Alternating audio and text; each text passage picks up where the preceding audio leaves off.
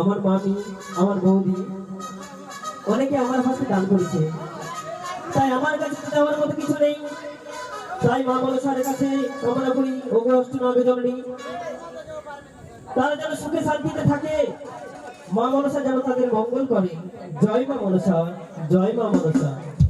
ওগো কালী আছেন কালী ঘাটে কৈলাসের ভবানী, কৃষ্ণচন্দ্র কহর কৃপা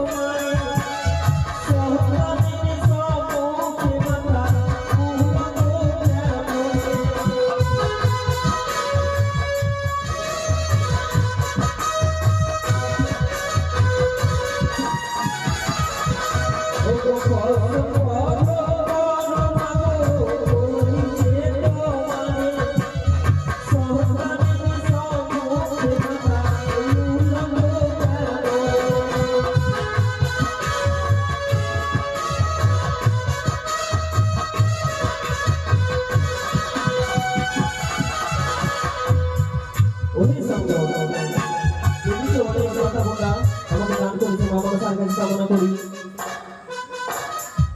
হ্যাঁ হ্যাঁ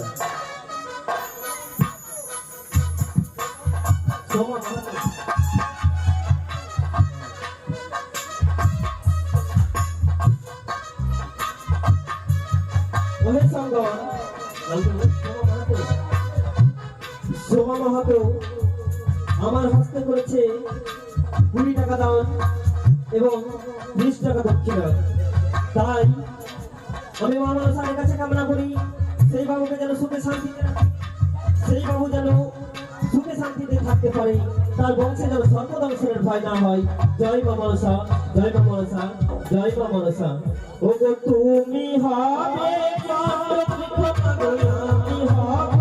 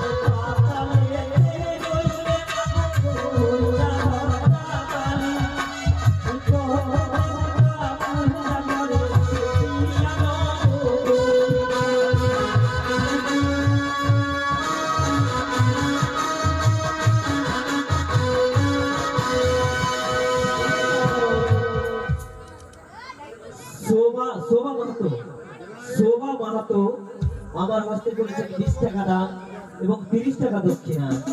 তাই মা মনসার কাছে কামনা করি সেই বাবু যেন সুখে শান্তিতে থাকে, ভালো থাকে, এই আমি মা মনসার কাছে কামনা করি।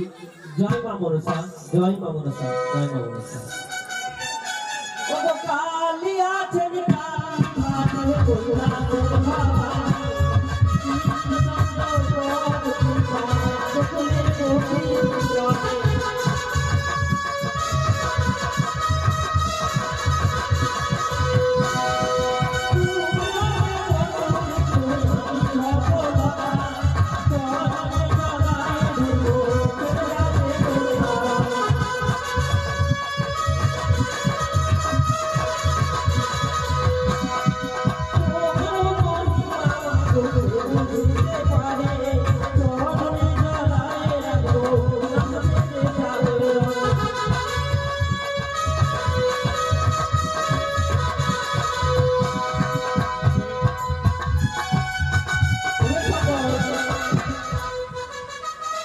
ছোট্ট ভাই আমার হস্তে 10 টাকা দান এবং 10 টাকা দক্ষিণা করেছে। তাই মা মনসার কাছে কামনা করি অগস্ট নাগে জননী সে যেন পড়াশোনায় উত্তীর্ণ হতে পারে, সে যেন ভালোভাবে পড়াশোনা করতে পারে। জয় মা মনসা, জয় মা মনসা, জয় মা মনসা। ও কালী আছেন কালী ঘাটে কৈলাসের ভবানী কৃষ্ণ চন্দ্র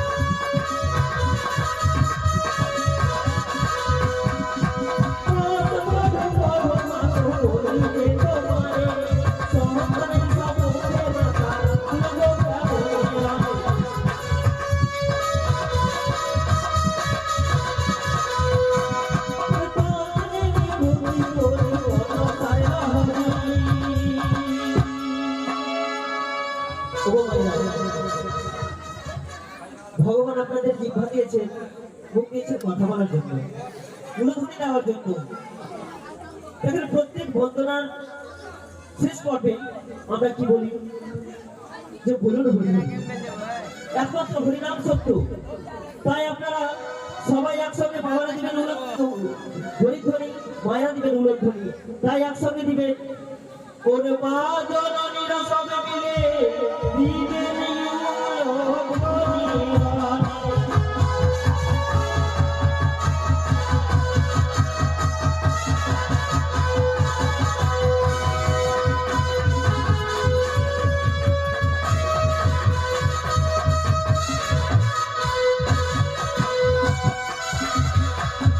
আরে সকল বর্ণায় আমাদের সমাধান।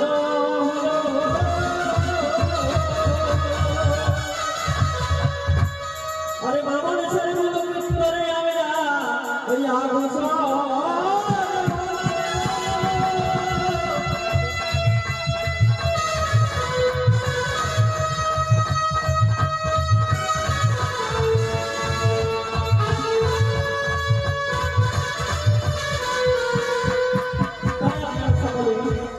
এবার দেখতে পাবে লক্ষিন্দরের বিবাহ এবং সম্পূর্ণ বিধি করে।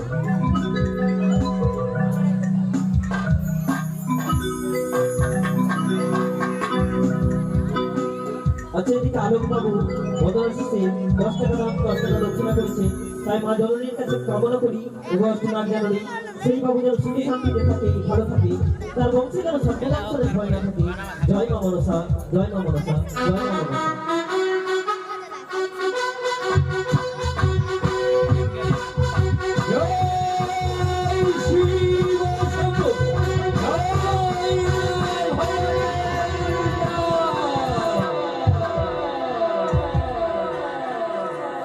আজ আমার চম্পরায় শুধু আনন্দ আর আনন্দ।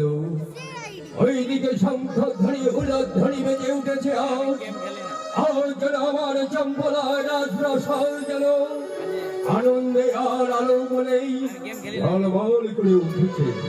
তাই বিলম্ব না করে এই মুহূর্তে আমার মহারানী সরেকাকে ডেকে আজ আমার পুত্র, একমাত্র পুত্র দুর্লভ লক্ষিন্দরের শুভ পরিণয়ের জন্য তাদের যে স্ত্রী আচারে যা নিয়ম রয়েছে তা যেন অতি সত্তরেই পালন করে।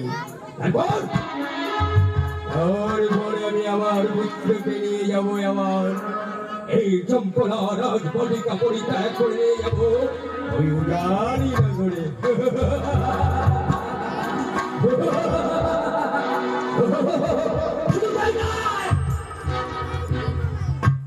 শুধু তাই নয়, এবং বিবাহ সম্পূর্ণ করে নিয়ে আসবো আমার এই চম্পলা রাজপ্রাসাদে নয়, আমি লক্ষ লক্ষ টাকা ব্যয় করে নির্মাণ করেছি সৌন্দর্য উদয় এক নিশ্চিন্ত সেইখানে আমার পুত্র আর পুত্র বধূ এসে যাপন করবে।